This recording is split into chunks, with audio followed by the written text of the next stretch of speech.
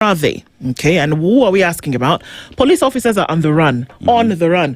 What about that? Is that an oxymoron? The fugitives, eh? Yes. Okay. Maybe they're in Uganda, like the guys who attacked us. Anyway, implicated by the DCI in one of the most chilling murders in recent history, Inspector Kenneth Kipkemboy and Constables Elijah Kibelion and Collins Kiplangat are linked to the daylight killing of Dr. Victoria Mutiso. Detectives have placed the three officers at different stages of the plot, with Kipkemboy and Kiplangat now on the run. Former Deputy President Rigathi Gachagua yesterday claimed the officers were paid 1.5 million shillings for the hit and that two of them were arrested but released after a phone call from Interior Cabinet Secretary Kipchumba Murkomen. The chilling question now is how officers entrusted with protecting lives became part of an execution squad and why two of them remain free. I quote Rigathi Gachagua, who said, "We are asking Mr. Amin, these officers are in Kenya, they are killers, and they have killed Dr. Mutiso, and you have confirmed they participated in the murder. Why then are you releasing them after Murkomen called you?" Whoa, lolo. Those are hard questions.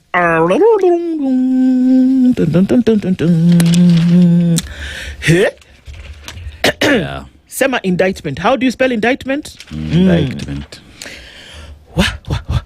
Okay, so there are many questions around this.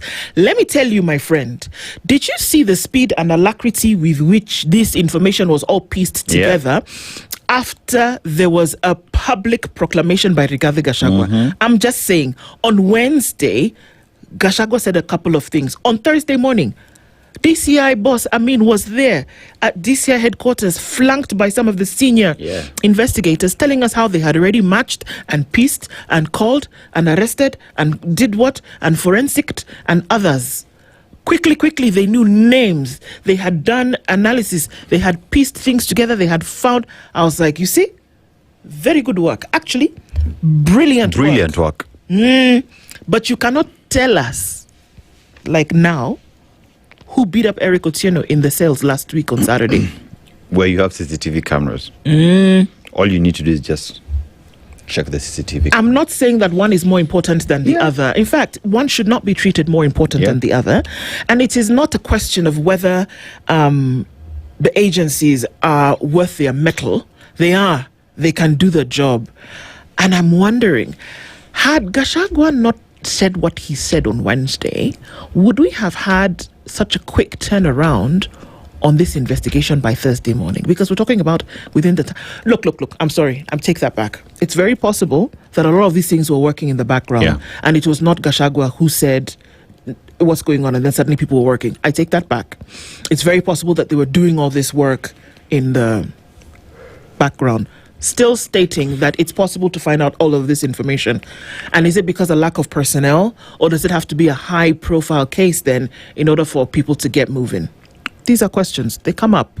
They need to be addressed. Because if you can do it here, then what stops you from doing it on Rex Masai's case, on every other person who's been killed allegedly? Allegedly, because in this case now, individuals who are shot are said to have been shot by the police. So here is an investigation on murder. But there are other cases, cases where it is police who shot individuals. So as DCI, these are your boys, these are your guns, these are your bullets. Yeah. You see? And then to make, so then of course this has developed over the last couple of days, but then for it to be said that these gentlemen were actually, somebody was called and these two police officers were, just off the hook as soon as that phone call was made, it's quite worrying. The mysteries is deepening over the whereabouts of officers linked to Mutiso's murder is what's on page 2. Inspector Kenneth Kipkemboy Sang and Constable Collins Kiplangat Bet, the two officers linked to the broad daylight execution of mental health researcher Victoria Mutiso, are still on the run 3 days after investigators link them to the cold-blooded murder. Kipkemboy, the officer in charge of Nderi Police Post in Kikuyu, Kiambu County, was identified as the link person between financiers and the operational team assembled to eliminate Dr. Mutiso. Currently on the run, the senior officer provided the murder weapon, a mint Jericho pistol loaded with 12 rounds of ammunition. Like Kip Kemboy, detectives placed Kip Langat at the scene of crime. His role on the July 29th murder within Mawensi area of Upper Hill has not clearly been explained. The rogue officer is based at Thogoto Police Station.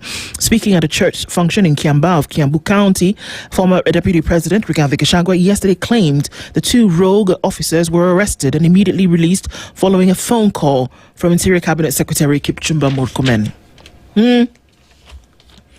Karinde Police Post. Yes. Karinda was supposed to be Karen End. So the Karen End. Karen End. So at the time, Karen End was a problem. So Karinde. It's just the great corner, the great corner. So. Same kind of thing. Yeah. Okay. Interesting. Well, Gachagua says Kikuyu Police Station is a base for killer cops. That's what he continues saying. Yeah. He's like a dog with a bone on this thing. He's not letting it go. So something is not making sense. The story here talks about former President of the United States, Joe Biden. Of course, we know that he is suffering from prostate cancer, but he's saying that this story says that Joe Biden's prostate cancer battle highlights the need for early diagnosis and for screening. If you can do it, especially for men.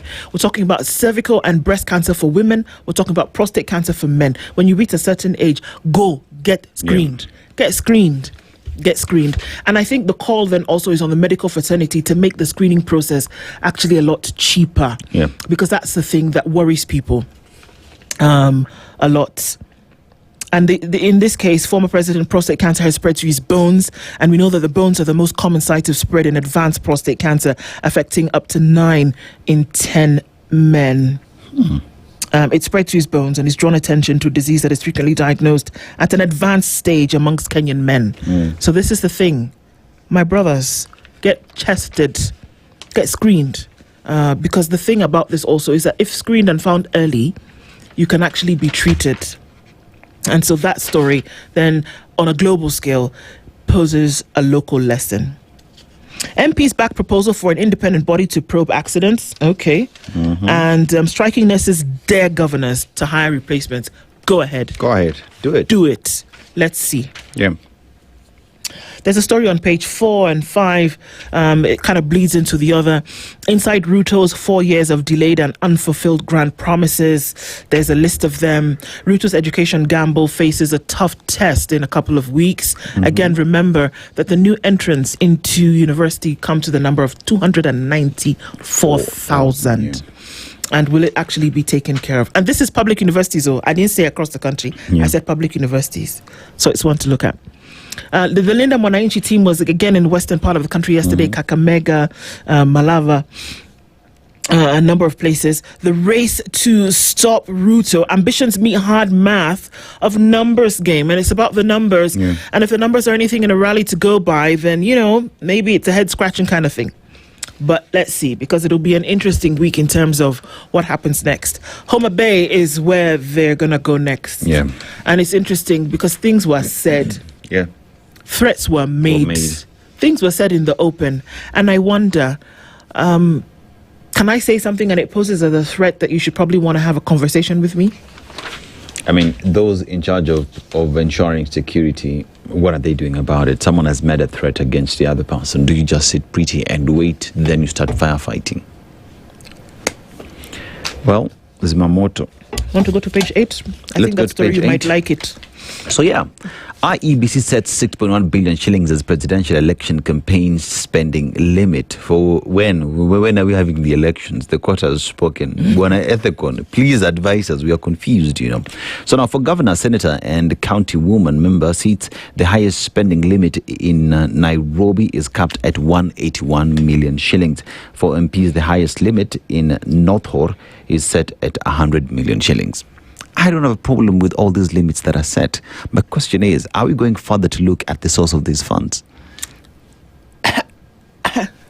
Because that ought to be the conversation, because you're saying 6.1 billion shillings. Okay, fine, 6.1 billion shillings. Where are these individuals getting 6.1 billion shillings to spend in a campaign? Because at the end of the day, the president gets how much a month? Then do that times 5. Okay, fine. So if you're spending 6.1 billion shillings, where did you get 6.1 billion? Sindo? These are questions we're supposed to be asking ourselves, not just setting caps of how much anyone can spend. Money laundering is real in this country. Corruption